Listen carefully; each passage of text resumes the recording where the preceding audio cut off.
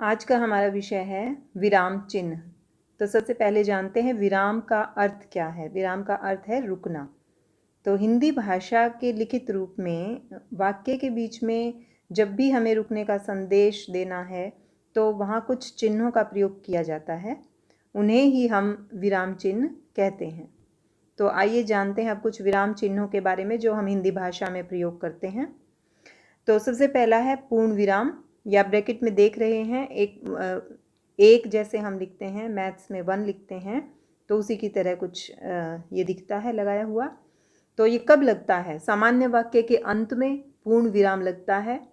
तो जो ये सेंटेंस कोई भी जब खत्म होता है, सामान्य वाक्य जब खत्म होता है तो उसके ख़त्म होने के लिए वो सिंबलाइज करता है इस चीज़ को कि यहाँ अब ये वाक्य ख़त्म होता है और फिर पूर्ण विराम लगता है। जैसे उदाहरण के लिए हम देखते हैं, मुझे घर जाना है। अब ये वाक्य पूरा हो गया है, मुझे घर जाना है। तो इसके बाद ये जो आपको एक की तरह लिखा हुआ दिखाई दे रहा है, इसको कहते हैं पूर्ण विराम। वह बहुत समझदार लड़की है। तो ये वाक्य पूरा होता है और इसके बाद लगेगा पूर्ण विराम, फिर हम अगला वाक्य शुरू करते हैं। अब दूसरा जो विराम चिन्ह है वो है अल्प विराम। ये देख रहे हैं, जिसको हम कोमा बोलते हैं इंग्लिश में। तो अब ये कहाँ कहाँ प्रयोग होता है इसका? तो पहला, 2 से अधिक संज्ञा, सर्वनाम या विशेषण शब्दों के बीच में इसे लगाते हैं हम। जैसे बाजार से आम, केले, अंगूर और सेब ले आना। तो यहाँ आप देख रहे हैं आम, केले, अंगूर, ये जो संज्ञा शब्द लिखे हुए हैं इनके बीच में हम ये अल्प विराम को लगाते हैं। एक और उदाहरण देखते हैं। हाँ, अब ये देखिए कि जो दूसरा इसका प्रयोग है अल्प विराम का, कि हाँ या नहीं या संबोधन के लिए भी हम अल्प विराम का प्रयोग करते हैं। एक उदाहरण में इसका प्रयोग देखते हैं। जैसे नहीं, मैं आज स्कूल नहीं जाऊंगी। तो यहाँ आप देख रहे हैं नहीं के बाद कोमा लगाया हुआ है, ये अल्प विराम लगाया हुआ है। ऐसे ही जब संबोधन मतलब किसी का नाम लेके हम बोलते हैं तो वहाँ भी हम इस तरीके से कोमा लगा के अपनी बात आगे पूरी करते हैं। रमन, थोड़ी देर रुक जाओ। तो यहाँ भी हमने संबोधन किया है रमन का, तो यहाँ हमने अल्प विराम का प्रयोग किया है। तीसरा जो विराम चिन्ह है वो है प्रश्नवाचक चिन्ह। प्रश्नवाचक चिन्ह ये ब्रैकेट में यहाँ मैंने दिखाया हुआ है कि कैसे लिखते हैं इसको। तो जब भी किसी वाक्य में प्रश्न किया जाता है तो उसके अंत में प्रश्नवाचक चिन्ह लगता है। जैसे तुम कहाँ जा रहे हो। तो यहाँ हमने प्रश्न किया है, ये साधारण वाक्य नहीं है, यहाँ पे प्रश्न किया है। तो जहाँ भी प्रश्न करेंगे, कहाँ शब्द आया हुआ है ना, तो कहाँ प्रश्नवाचक ये शब्द है, तो यहाँ हम क्वेश्चन मार्क लगाएंगे। इसको क्वेश्चन मार्क बोलते हैं और प्रश्नवाचक चिन्ह भी कहते हैं। ऐसे ही एक और उदाहरण देखते हैं, तुम्हारा नाम क्या है।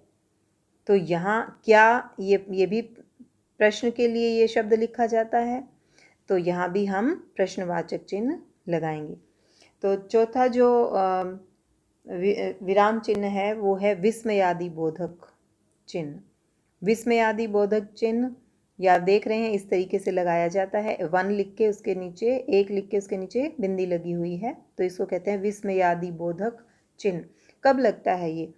जब दुख, खुशी, आश्चर्य आदि के भावों को व्यक्त करते हैं हम किसी वाक्य के द्वारा, तो विस्मयादि बोधक चिन्ह लगता है।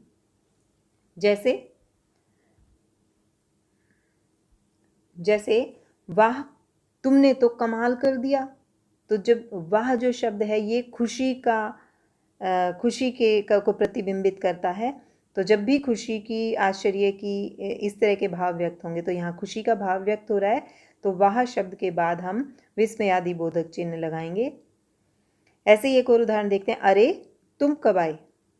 तो यहाँ भी एकदम से आश्चर्य का भाव है, तो यहाँ भी जो ये विस्मयादि बोधक चिन्ह है इसका हम प्रयोग करेंगे। 5वां जो प्रकार है विराम चिन्हों का, उसमें है निर्देशक चिन्ह।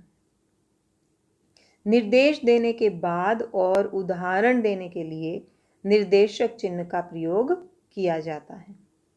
निर्देश देने के बाद जैसे कहा जाए कि निम्नलिखित प्रश्नों के उत्तर दो। तो ये एक निर्देश है। इसके बाद ये जो आप चिन्ह देख रहे हैं, ये स्लीपिंग लाइन की तरह, इसको कहते हैं निर्देशक चिन्ह। किसी के कथन से पहले भी हम निर्देशक चिन्ह का प्रयोग करते हैं। जैसे रवि ने कहा कल मेरा जन्मदिन है।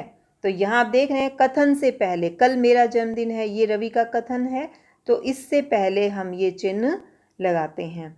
फिर छठे नंबर पे जो एक और विराम चिन्ह है उसका नाम है लाघव चिन्ह। जीरो की तरह दिखता है, ये जीरो की तरह बनाते हैं हम इसको। लाघव का मतलब लघु, छोटा।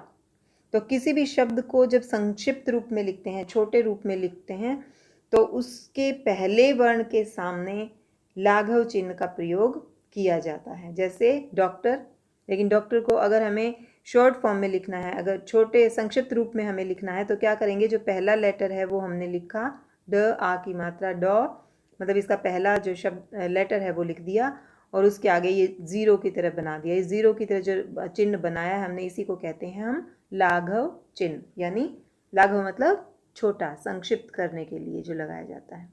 ऐसे ही मध्य प्रदेश, इसी को जब हमें लाघव चिन्ह लगा के लिखना है तो क्या लिखेंगे, पहला लेटर म, फिर उसके बाद ये जीरो, लाघव चिन्ह है इस ये, और प्रदेश का प्र लिखा है और फिर लाघव चिन्ह लगाया है। सातवें नंबर पे जो विराम चिन्ह है वो है उद्धरण चिन्ह। उद्धरण, आप ये कोमास देख रहे हैं, स्टार्टिंग ये नीचे की तरफ है, ये इसका साइन, यहाँ सिंगल सिंगल कोमा है, ये स्टार्टिंग और एंडिंग कोमास। ऐसे ही डबल डबल भी हैं, ये देख रहे हैं आप। तो दोनों ही ये उद्धरण चिन्ह कहलाते हैं।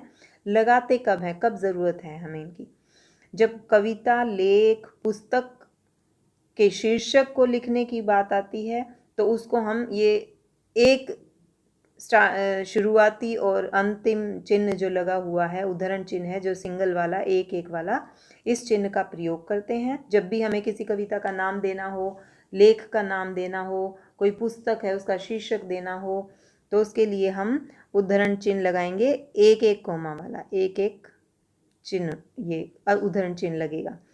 जैसे रामधारी सिंह दिनकर, तो ये किसी कवि का नाम है और ये उसका उनका उपनाम है, तो इसको हमने सिंगल कोमाज में लिखा है, यानी सिंगल उद्धरण चिन्ह में इसको लिखा है। तो डबल वाला कब लगता है, जब किसी के कथन को बिना किसी परिवर्तन के ज्यों का त्यों लिखा जाता है।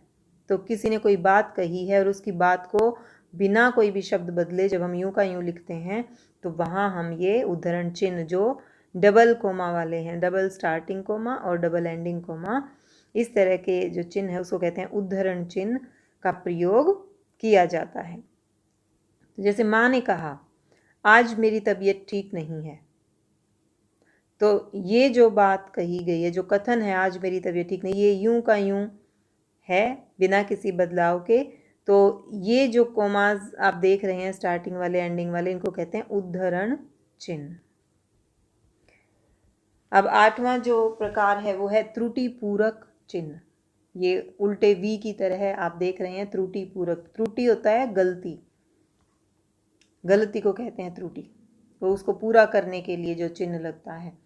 वाक्य लिखते समय जब कोई शब्द छूट जाए तो उसे लिखने के लिए हम ये त्रुटि पूरक चिन्ह का प्रयोग करते हैं। जैसे एक गिलास लाओ, अब लिखना था एक गिलास पानी लाओ, तो पानी वर्ड शब्द जो है हम लिखना भूल गए, तो इसको फिर हमें लिखना है यहाँ पर, तो ये त्रुटि पूरक चिन्ह लगा के और हम इसको यहाँ ऊपर लिख देंगे। तो दूसरा उदाहरण है मुझे आज जल्दी घर जाना है, तो जल्दी शब्द छूट गया था लिखना, तो बाद में जब ध्यान आया तो हमने क्या किया, त्रुटि पूरक चिन्ह लगाया और इस शब्द को यहाँ लिख दिया। तो ये थे जो है विराम चिन्हों का प्रयोग हमने सीखा आज।